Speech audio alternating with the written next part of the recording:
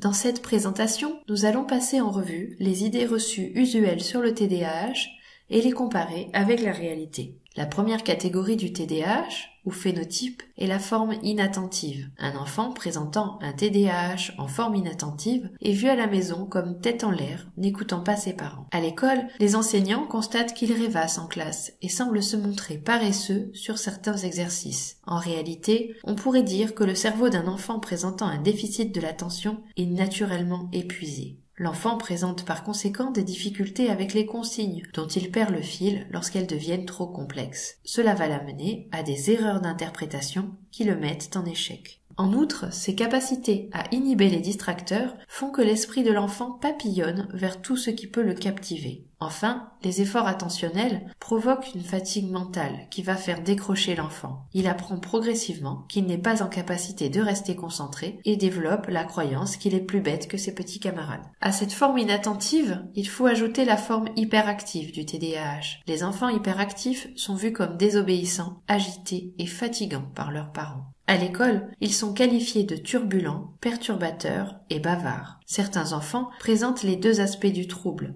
On parle alors d'une forme mixte. En réalité, ces enfants ne sont pas agités. Ils accumulent un stress important, souvent pour se concentrer et répondre aux sollicitations de leur environnement. Lorsque ce stress déborde leur capacité, ils l'externalisent pour le réguler. Autrement dit, plus l'enfant fait d'efforts pour répondre aux demandes des adultes, plus il devient hyperactif. Les enfants hyperactifs ont des symptômes d'impulsivité. Autrement dit, ils agissent sans avoir pris la décision d'agir. Par conséquent, ils ont l'impression de subir leurs actes et n'ont pas l'impression d'en avoir été les auteurs. Ils ressentent une faible agentivité, autrement dit, ils ne se sentent pas responsables de leurs actes. Face aux reproches des adultes, ils ont par conséquent l'impression de subir une terrible injustice. En raison de difficultés de contrôle inhibiteur, ces enfants sont facilement débordés par leur stress. Ils aimeraient pouvoir se contrôler, fournissent des efforts importants pour de médiocres résultats. Découragés, ils finissent par intérioriser les reproches des adultes et cesser de croire qu'ils sont capables de contrôler leurs actes.